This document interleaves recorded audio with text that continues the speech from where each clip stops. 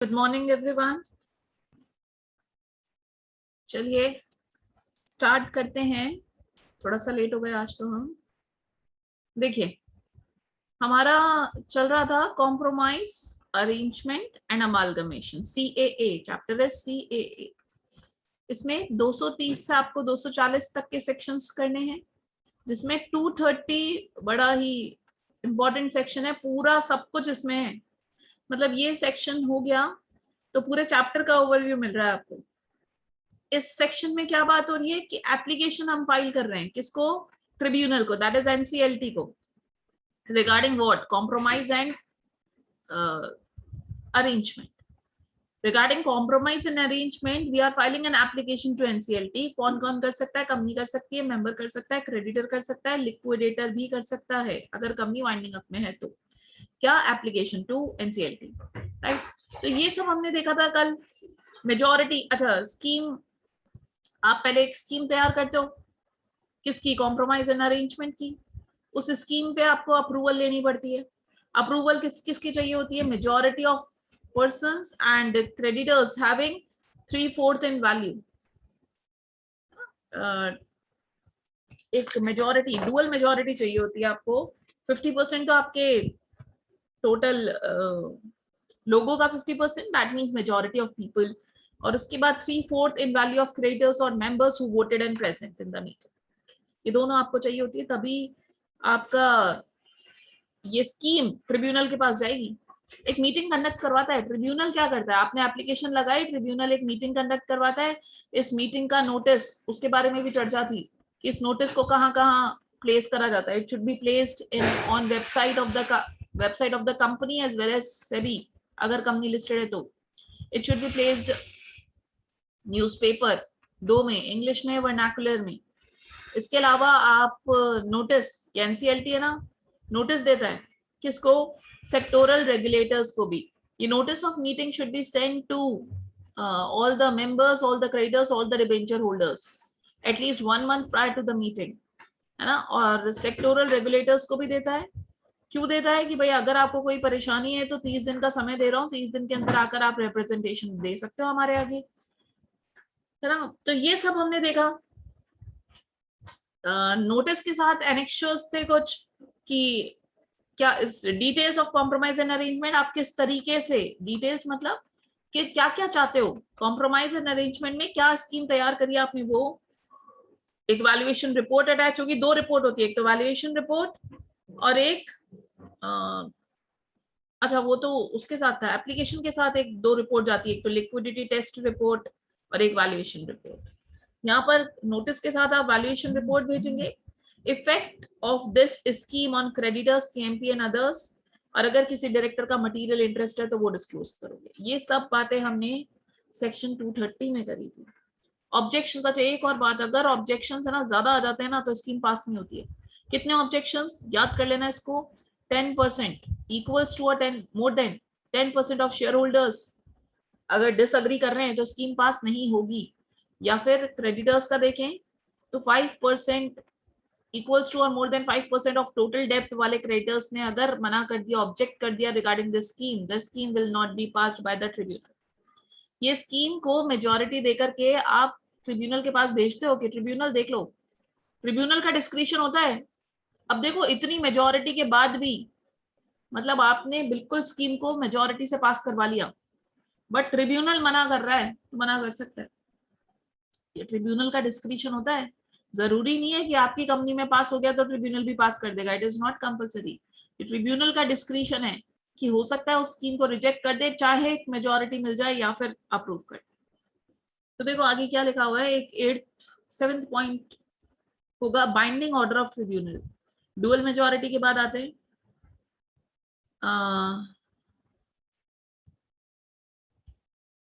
जो tribunal order pass करेगा, it shall be binding on all and it shall be filed with ROC within 30 days.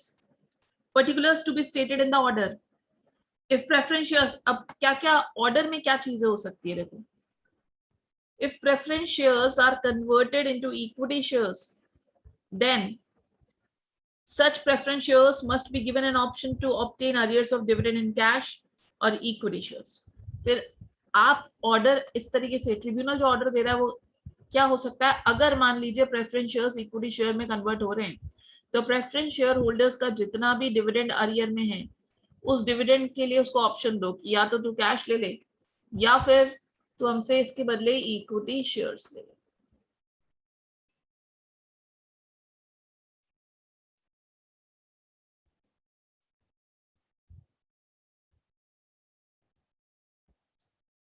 चलिए आगे बढ़ते हैं।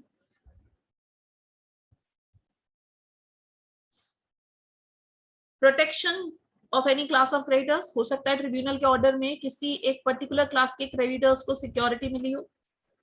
If there is variation in the rights of shareholders, then check the provision of section 48. अगर share holders के right में variation आ रहा है तो सेक्शन 48 ऑफ कंपनीज एक्ट को कंप्लायंस होना चाहिए। सेक्शन 48 होता है variation in the rights of equity share holder. Section 48 of companies act है variation, DVR, dividend, DVR issue करते हैं, वो क्या था, डिविडेंड वेरिएबल राइट्स ऐसा कुछ था। तो सेक्शन 48 का कंप्लायंस हो गया है क्या, वो चेक कर लेना। If compromise is agreed by creditors, then proceedings before BIFR shall abate। मतलब अगर मान लीजिए अप्रूवल मिल चुका है स्कीम का, तो प्रोसीडिंग्स जो BIFR एक बोर्ड है इंसॉल्वेंसी को रिजॉल्व करने के लिए, तो वो वाले बोर्ड के अंदर जितनी भी आपके केसेस चल रहे हैं वो सब अबेट हो जाएंगे। अबेट मतलब वहीं ड्रॉप हो जाएंगे, ड्रॉप, बिकॉज अब तो आपका कॉम्प्रोमाइज एंड अरेंजमेंट चल रहा है। मतलब एक क्रेडिटर ने आपके अगेंस्ट, आपकी कंपनी के अगेंस्ट केस कर रखा था अंडर BIFR, है ना, board of internal financial reconstruction ऐसा कुछ है। तो यहाँ पर आपने केस कर रखा था किसी क्रेडिटर ने, लेकिन अब आपने क्रेडिटर के साथ मिलके कॉम्प्रोमाइज एंड अरेंजमेंट को अप्रूवल दे दिए, तो यहाँ पर जो केस हुआ है वो सब क्या हो जाएगा, अबेट। अबेट मतलब ड्रॉप। एग्जिट ऑफर दीजिए डिसेंटिंग शेयर होल्डर्स को, नाराज शेयर होल्डर्स को आप एग्जिट ऑफर दीजिए, अट्रैक्टिव प्राइस दीजिए कि देखो अगर आप नाराज हो तो हम मैक्सिमम क्या कर सकते हैं, आप ये प्राइस लो और अपना कंपनी से विदा हो जाइए। ये ऑफर में मतलब ऑर्डर में ट्रिब्यूनल जो ऑर्डर दे रहा है ना उसमें ये चीजें तो कंपलसरी है कि ये सब चीजें देखनी पड़ेगी ट्रिब्यूनल को, है ना। किसी पर्टिकुलर क्रेडिटर्स को सिक्योरिटी दे सकता है, और क्रेडिटर्स ने अगर अप्रूव करा है तो फिर आप लेटर ऑन केस नहीं कर सकते हो। दोनों बातें हैं, कंपनी के फेवर में भी है ये प्रोविजंस कि ऑर्डर में अगर मान लीजिए BIFR में कोई प्रोसीडिंग चल रही है और वो चले जा रही है और कॉम्प्रोमाइज कर रहे हो आप, ये अलाउड नहीं है, आप वहां पर अबेट करिए। Application by agreed party, application to tribunal may be done by such party in the event of grievances with respect to takeover of companies, and then tribunal may pass such order as it deem fit। Aggrieved party अगर tribunal के order से नाखुश है तो वो NCLAT के पास भी जा सकती है, national company law appellate tribunal. Appellate tribunal एक तो होता है NCLT, उससे भी ऊपर है NCLAT। तो अगर इसके ऑर्डर से आप नाखुश हो तो आप इधर चल जाओ। टाइम लिमिट होती है इसमें जाने की, 60 दिन होती है। 60 दिन, 60 दिन के अंदर अंदर NCLT ने जिस दिन से ऑर्डर पास किया उस दिन से 60 दिन के अंदर अंदर आप NCLAT के पास जा सकते हैं। दिस वाज 230, ये पूरा सेक्शन 230 है। एक क्वेश्चन कराते हैं इस पे, ये ना अगर आ गया ना पूरा तो बहुत कुछ लिखने को है वैसे तो। अगर डायरेक्ट क्वेश्चन आता है तो केस स्टडी आती है तो मेजोरिटी पे ही बनती है इसमें केस स्टडी हमेशा। सेक्शन 230 पे केस स्टडी बनती है तो वो अप्रूवल ऑफ द स्कीम पे बनती है कि स्कीम को अप्रूव कराने के लिए कितने लोग चाहिए, क्या ये स्कीम पास हो गई या नहीं। और बाकी डायरेक्ट क्वेश्चन बनेगा जो 240 में लिखने को बहुत कुछ है फिर तो, अगर डायरेक्ट क्वेश्चन बनता है तो। एक क्वेश्चन आपसे पूछ लेते हैं, चलिए।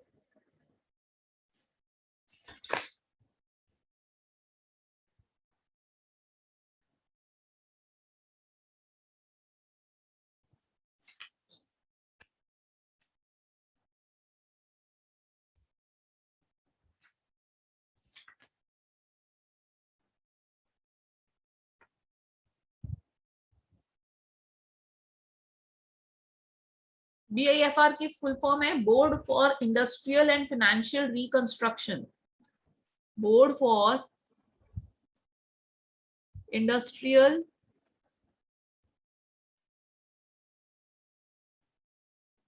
And financial reconstruction.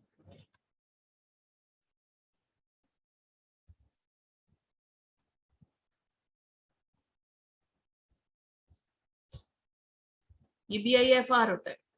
यहाँ पर केस कर देता है क्रेडिटर अगेंस्ट द कंपनी कि हमारे डेट को रिकंस्ट्रक्ट करो, है ना, मतलब आप कुछ करिए। तो अगर क्रेडिटर ने कंपनी के साथ कॉम्प्रोमाइज एंड अरेंजमेंट के लिए अप्रूवल दे दी है तो यहाँ पर जो भी केसेस है वो अबेट हो जाएंगे। ये ऑर्डर है, ट्रिब्यूनल के ऑर्डर में ये बात हो सकती है। इसके अलावा एग्जिट ऑफर के बारे में भी ट्रिब्यूनल का ऑर्डर आ सकता है। देखो क्वेश्चन ये भी बन सकता है कि what is the order passed by tribunal under section 230, कि 230 में ट्रिब्यूनल क्या क्या ऑर्डर पास कर सकता है। तो पहली बात तो अगर कन्वर्जन हो रहा है प्रेफरेंस शेयर्स का इक्विटी में तो मेक श्योर ट्रिब्यूनल ये ऑर्डर देगा कि इसका जो अरियर ऑफ डिविडेंड है, भाई अरियर ऑफ डिविडेंड है उसके लिए आप या तो कैश दीजिए या फिर इसको इक्विटी शेयर्स दो। दूसरी बात बोल सकता है कि it can provide protection to particular class of creditors. अगर शेयर होल्डर के राइट में वेरिएशन, ये बहुत इंपॉर्टेंट पॉइंट है section 48, variation in the right of share holders. क्या होता है कई बार स्कीम की वजह से कुछ कॉम्प्रोमाइजेस करवाते हो आप और उसकी वजह से हमारे शेयर होल्डर्स के राइट्स में वेरिएशन आ जाता है, मतलब उसको जो 1 वोट 1 राइट था उसमें कुछ चेंजेस आ जाता है। तो अगर इफ देयर इज वेरिएशन तो मेक श्योर कि आपने सेक्शन 48 का कंप्लायंस कराओ। और BIFR में जितनी भी प्रोसीडिंग्स है वो अबेट हो जाएगी। एग्जिट ऑफर, ये 5 ऑर्डर्स, 5 तरीके के ऑर्डर हो सकते हैं, या तो पांचों तरीके के पांचों एक साथ मिल जाएंगे या इसमें से इक्के दुक्के मिल जाएंगे। ऑर्डर में ये चीजें होंगी, इन्हीं से रिलेटेड होगा। ऑर्डर, ट्रिब्यूनल का ऑर्डर ROC को देना है 30 दिन के अंदर अंदर। ठीक है, क्वेश्चन पूछ रही थी हाँ मैं आपसे, चलिए एक बढ़िया क्वेश्चन है, सुनो। क्वेश्चन की डिटेल्स है, the share holders and creditors of superfine limited, दोनों है, the share holders and creditors of Superfine Limited in a meeting convened for approval of a scheme of reconstruction of company passed resolution। एक meeting हुई थी, in a meeting convened, in a meeting passed resolution, the scheme of reconstruction provided the following। मतलब वो जो scheme थी, जो जिस एक मीटिंग हुई उसमें एक स्कीम पास हुई। स्कीम में क्या क्या डिटेल्स थी? स्कीम में ये था पहला कि सेल करेंगे, sale of plant and machineries and appropriation of proceeds, और जो भी पैसा आएगा that will be appropriated for payment of outstanding wages, tax, dues and repayment of loan. Payment किस का करेंगे? Outstanding wages, tax, dues and repayment of loans, जो भी पैसा आएगा उससे। दूसरी बात इन्होंने बोली कि unsecured creditors to forego their 60% of claims against the company and receive debentures for the balance amount. A few of shareholders and creditors raised objection against the said arrangement. Second point में क्या हुआ? Unsecured creditors को 60% of their claim तो forego करना पड़ेगा, मतलब छोड़ना पड़ेगा अपना 60% क्लेम, और जो बचा हुआ रिमेनिंग है 40% उसके लिए they have to accept debentures. कुछ शेयर होल्डर्स एंड क्रेडिटर्स ने ऑब्जेक्शन रेज करा, advise the director about the steps to be taken. खैर ये पूरा फुल फ्लेज्ड क्वेश्चन है, डायरेक्टर को आप बताओ कि क्या स्टेप्स लोगे अंडर द स्कीम। तो ये 230 आपको पूरा एक्सप्लेन करना पड़ेगा।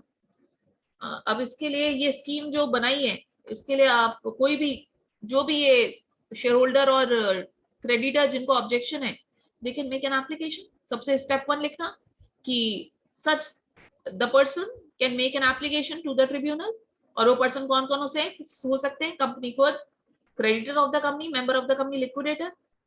और उसके साथ आपको मटेरियल फैक्ट्स देने पड़ते हैं। जब आप एप्लीकेशन लगाते हो तो आपको एफिडेविट के थ्रू सारे मटेरियल फैक्ट्स देने पड़ते हैं। मटेरियल फैक्ट्स में क्या आता है, आपकी फाइनेंशियल स्टेटमेंट्स, ऑडिटर रिपोर्ट, और भी काफी सारे लिक्विडिटी टेस्ट रिपोर्ट, और ये सब भी देनी पड़ती है। जैसे ही एप्लीकेशन ट्रिब्यूनल के पास आती है तो ट्रिब्यूनल उसको अप्रूव कर देती है, मीटिंग कंडक्ट करवाती है आपकी, और वही है, वो सारी चीजें आप लिखो। फिर notice of meeting should be send, एक एक प्रोसेस। तो इस तरीके से घुमा करके भी पूरा क्वेश्चन पूछ लेंगे। अब इसमें कोई रिलेशन नहीं है इस क्वेश्चन का, बट आपसे पूरा एक डिटेल क्वेश्चन पूछ रहे थे। मतलब इस डेटा का कोई मतलब नहीं है इधर, क्या फर्क पड़ रहा है। वहां पे बोल रहे हैं कुछ शेयर होल्डर्स नाराज हैं, बताइए क्या करना चाहिए, तो आप एप्लीकेशन करिए, पूरा प्रोसेस लिखो।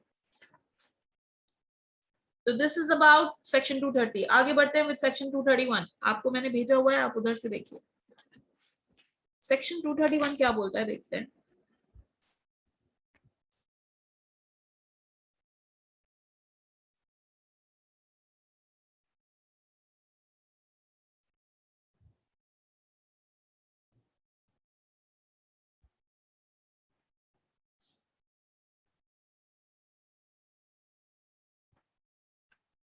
Very easy. Power of tribunal to enforce compromise और अरेंजमेंट। सेक्शन 231 बोलता है कि ट्रिब्यूनल ने मान लीजिए अप्रूवल दे दिए,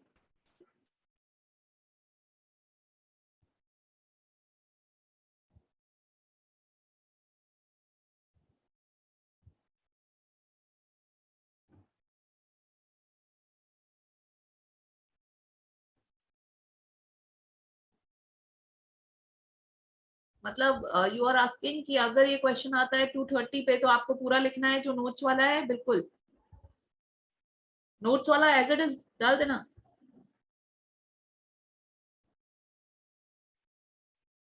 सेक्शन 231 है power of tribunal to enforce compromise और अरेंजमेंट। देखो क्या होता है, केवल स्कीम पास करना ट्रिब्यूनल का काम नहीं है, मतलब वो तो है ही, उसके अलावा ट्रिब्यूनल उसका फॉलो अप भी लेगी।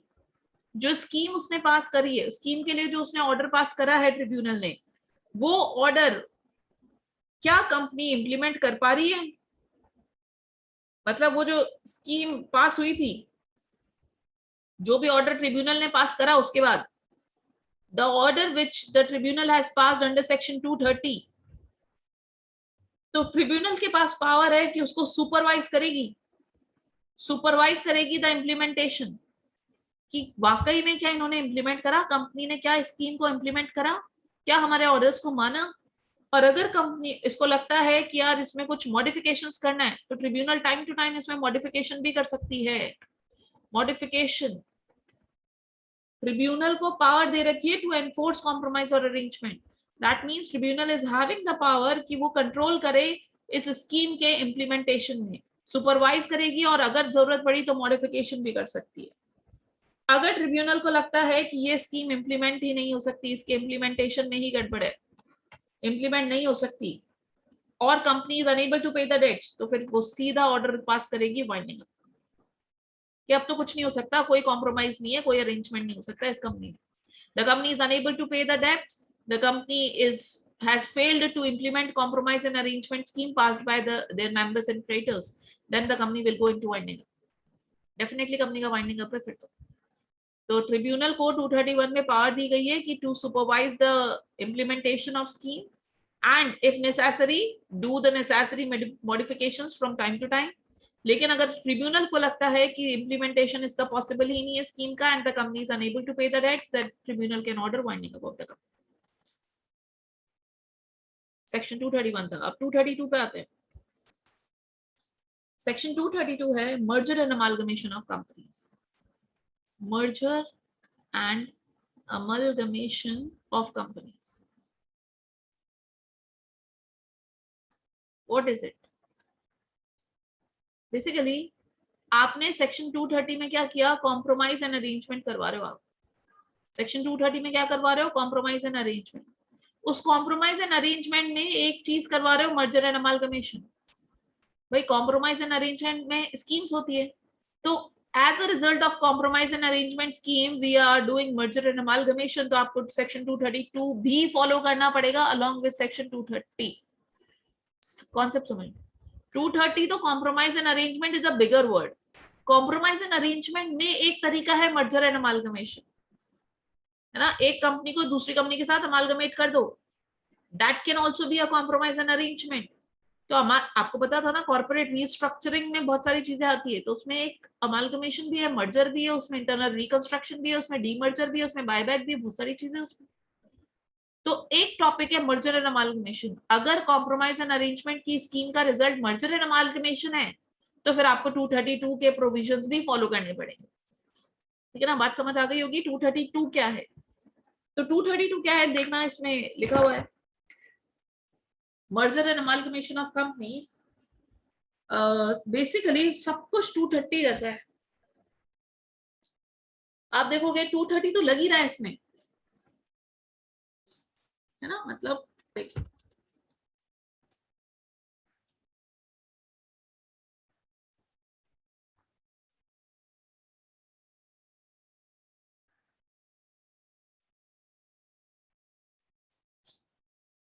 सेक्शन 232 बोल रहा है फाइलिंग ऑफ एन एप्लीकेशन। आपने 230 में एप्लीकेशन लगाई थी and as a result of 230 when application under section 230 is made to tribunal for merger and amalgamation of two or more companies। 230 में आपने जो स्कीम सबमिट करी थी ना कॉम्प्रोमाइज एंड अरेंजमेंट की, उस स्कीम में आपने अमालगमेशन की ही बातें करी थी, मर्जर की ही बातें करी थी। मतलब 230 के एप्लीकेशन लगाते टाइम आपने मर्जर एंड अमालगमेशन के बारे में बोला था, प्लस साथ में प्रॉपर्टी ट्रांसफर होनी है एक कंपनी से दूसरी कंपनी को। Obviously amalgamation होगा तो property will be transferred from transferor to transferee, from amalgamating company to the amalgamated company, यही बोला जाएगा। ट्रांसफर होगा यहाँ पे सारी प्रॉपर्टीज का। Then the tribunal may on the application received by it order meeting of such creditor or class of members। यहाँ पर सेम प्रोसेस फॉलो होना है 230 वाला, मतलब वही ट्रिब्यूनल को मीटिंग कंडक्ट करवानी पड़ेगी और उसके लिए नोटिस देना पड़ेगा सारे क्रेडिटर्स को, सारे मेंबर्स को, सेक्टोरल रेगुलेटर्स को, सबको। The same tribunal will follow the same procedure as it had followed in section 230। सब कुछ सेम है, मुटाटिस मुटेंटिस, मतलब एवरीथिंग इज सेम। जो डिफरेंस है वो बातें कर लेते हैं क्या क्या है। मतलब ट्रिब्यूनल तो उसी तरीके से काम करेगी, पूरा नोटिस जाएगा, अप्रूवल करवाएगी मर्जर एंड अमालगमेशन का from the members, from the creditors, वो सब कुछ है। Circulation of information for meeting by the merging companies और companies of which a division is proposed. एक बार मैं सेक्शन 232 आपको और क्लियर करती हूँ, 2 मिनट रुकिए। देखो क्या है 232 कब लग रहा है, आपने 230 में एप्लीकेशन करी थी कॉम्प्रोमाइज एंड अरेंजमेंट के लिए, उसमें आप मर्जर एंड अमालगमेशन करवाना चाह रहे थे, तो आपको दोनों सेक्शन फॉलो करने हैं 230 और 232। अब वहां पर हो सकता है एक कंपनी का अमालगमेशन हो रहा हो दूसरी कंपनी के साथ, या फिर हो सकता है एक या एक से ज्यादा कंपनीज का अमालगमेशन हो रहा है दूसरी कंपनी के साथ, मतलब एक से ज्यादा कंपनीज में इन्वॉल्व हो सकती है, तो वो जॉइंट एप्लीकेशन कर देगी।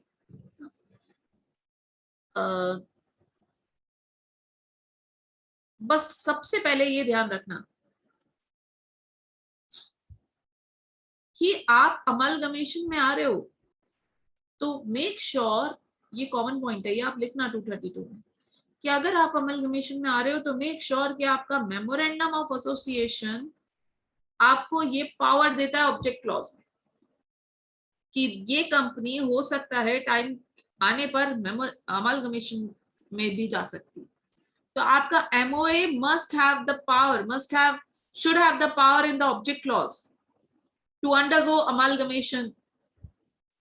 ये बात make sure, make it sure दोनों कंपनीज के लिए, ट्रांसफरर कंपनी के लिए भी एंड ट्रांसफरी कंपनी के लिए भी, दोनों कंपनी के एमओए में पावर होनी चाहिए। इसके बाद सेकंड पॉइंट है ड्राफ्ट बनता है, एक ड्राफ्ट स्कीम तैयार होती है। A draft scheme of amalgamation shall be prepared, a draft scheme of amalgamation shall be prepared and signed and approved in the board meeting of each company। Draft scheme of amalgamation एक तो बनाई जाएगी, shall be prepared and it shall be approved, और इसको approve कराइए दोनों companies की board meeting, in the board meeting of both the companies.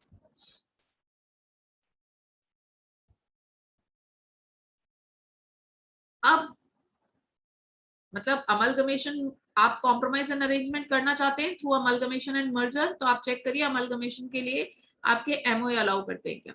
Draft scheme तैयार करो और अप्रूव करवाओ बोर्ड मीटिंग में by the board of directors of both the companies. फिर आप एप्लीकेशन लगाओ, प्रोसेस बता रही हूँ मैं आपको। एप्लीकेशन लगाओ एनसीएलटी को ना, ट्रिब्यूनल को एप्लीकेशन लगा दीजिए कि हमें कॉम्प्रोमाइज एंड अरेंजमेंट में मर्जर एंड अमालगमेशन करना है। नोटिस ऑफ एडमिशन एफिडेविट दीजिए, और उस एफिडेविट के साथ बहुत सारी पर्टिकुलर्स अटैच होते हैं। फोर्थ पॉइंट, एप्लीकेशन के साथ एक एफिडेविट के साथ कुछ डिस्क्लोजर्स करने पड़ते हैं, वो करिए। वो क्या आते हैं, material facts, latest financial position, latest auditors report, reduction of share capital हुआ है तो वो बताइए, वो सब। कॉर्पोरेट क्रेडिटर्स रिस्पॉन्सिबिलिटी स्टेटमेंट, वो सारी चीजें। अब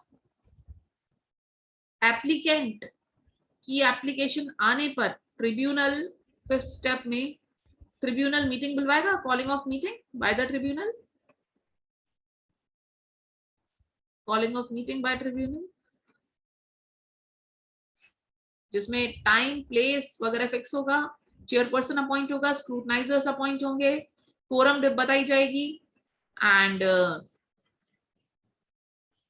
नोटिस, मीटिंग का नोटिस एडवर्टाइज करिए वेबसाइट पे एंड न्यूज़पेपर में। सेक्टोरल रेगुलेटर्स को भी नोटिस दीजिए, टाइम बता दो कि आपको इतने टाइम में अपने रिप्रेजेंटेशन देने हैं, नहीं तो हम ऑब्जेक्शन मान लेंगे, नहीं तो हम प्रोसीड फॉर करेंगे। मतलब सेक्टोरल रेगुलेटर्स को बोला गया है 30 दिन के अंदर अगर आपको कोई दिक्कत है तो हमारे पास आ जाओ, नहीं तो हम आगे बढ़े।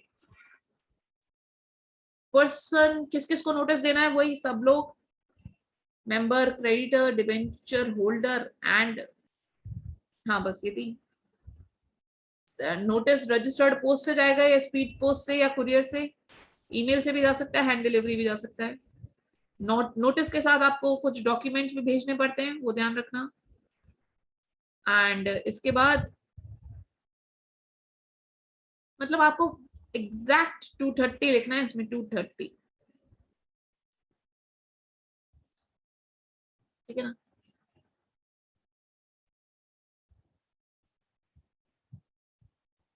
देखो वही लिखा हुआ है। सेकेंड पॉइंट जो एडिशन है वो क्या है, circulation of information for meeting by merging company और companies in which a division is proposed. ये चीजें भी सर्कुलेट होगी, जहां पर भी आप मीटिंग करवा रहे हैं तो सारे मेंबर्स को ये चीजें भी बताओ। Draft made by directors of merging companies, जो draft scheme of amalgamation, confirmation of filing draft with ROC, share exchange ratio adopted. Obviously आप दो लोग अमालगमेट हो रहे हो, आप कंपनी एक ए लिमिटेड वो बी लिमिटेड में जा रही है, तो बी ए लिमिटेड के शेयर होल्डर्स को बी लिमिटेड कॉम्पनसेशन देगी, परचेज कंसिडरेशन देगी, तो वो जो पीसी है वो भी बताइए। Supplementary accounting statement if annual accounts of any merging company is older than 6 months।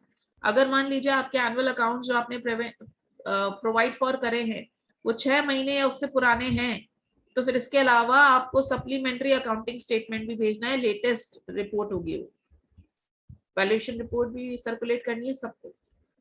Tribunal को ऑर्डर में डेट ऑफ ट्रांसफर बताएंगे, किस दिन ट्रांसफर माना जाएगा, ट्रांसफर ऑफ इंस्ट्रूमेंट्स, क्या क्या चीजें ट्रांसफर हुई, लीगल प्रोसीडिंग्स चलेंगी या अबेट होंगी, डिसोल्यूशन की कम अगर इसको वाइंड अप में लेकर जाना पड़ा है, ट्रिब्यूनल के ऑर्डर में वाइंडिंग अप ऑर्डर भी हो सकता है, तो वो डिसोल्यूशन का process.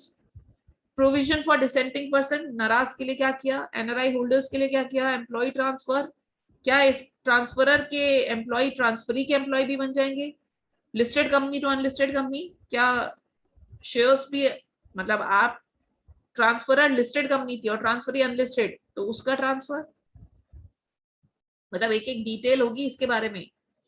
Certificate of company auditor, इसके बारे में ऑर्डर में सब कुछ होगा पर्टिकुलर पॉइंट्स में। On passing the order transfer of assets and liabilities shall not take place, सारी असेट्स सारी लाइबिलिटीज उधर चली जाएगी। ऑर्डर की कॉपी आप आरओसी को भिजवा देना। Duly certified statement of compliance of scheme must be filed with ROC.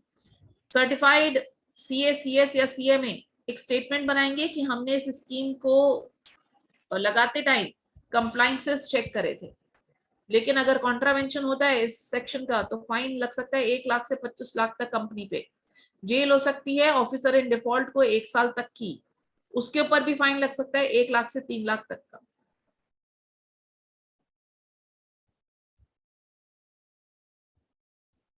That is section 232। 232 बिल्कुल 230 वाली बातें लिख देना आप, और बाकी आप ट्रांसफर की बात करना कि असेट्स ट्रांसफर हो जाएगी from transferor to transferee, and scheme of amalgamation होगा, और बाकी तो सब कुछ सेम है, 230 वाली बातें कर रहे हैं।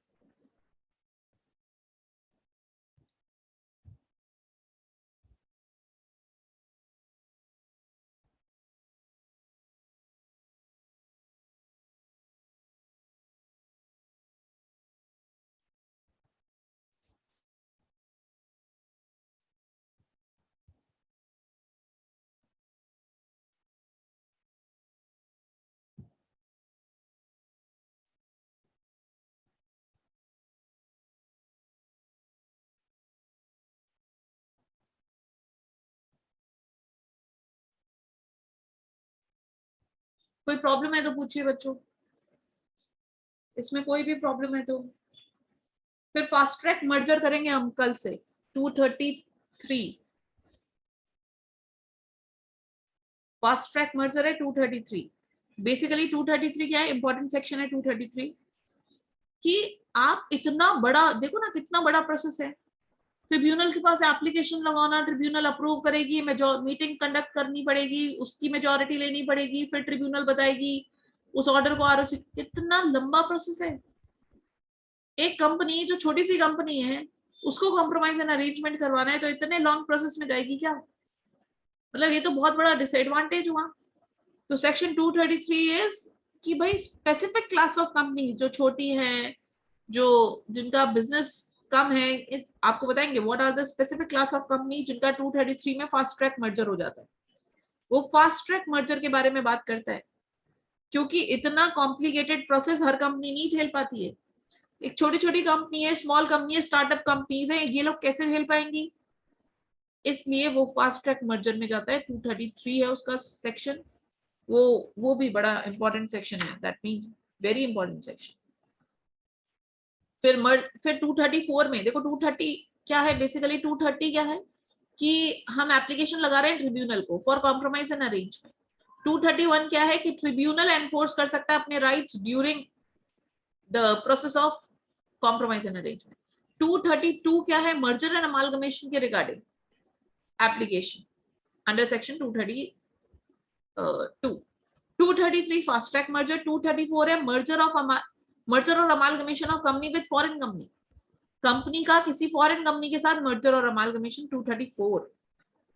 235 है power to acquire shares of dissenting नाराज शेयर होल्डर्स के शेयर्स को भी एक्वायर कर सकते हो आप, उनको ऑफर दो और अपने शेयर्स लो, तो डिसेंटिंग शेयर होल्डर्स के शेयर्स को एक्वायर करने की पावर दी गई है 235 में, वेरी इंपॉर्टेंट सेक्शन।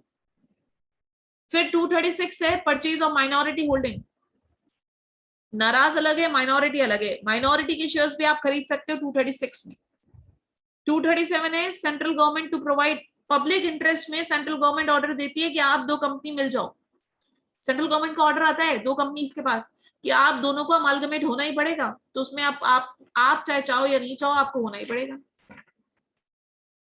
238 है registration of offer of schemes involving transfer of shares, registration process है। एंड 239 इज प्रेजर्वेशन, कितने टाइम तक प्रिजर्व करने हैं बुक्स एंड पेपर्स को। 240 है liability of officers in respect of offences made.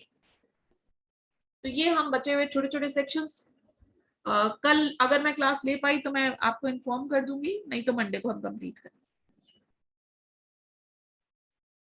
ठीक है, दैट्स इट फॉर टुडे। मिलते हैं या तो कल, आई विल इन्फॉर्म यू, नहीं तो मंडे। 1 घंटा आपको बता दूंगी, खैर मैं आई विल इन्फॉर्म यू कल 12 बजे तक। मैसेज मिल जाएगा आपको अगर क्लास हुई तो,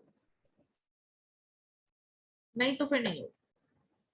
ओके डन, मिलते हैं, बाय, टेक केयर।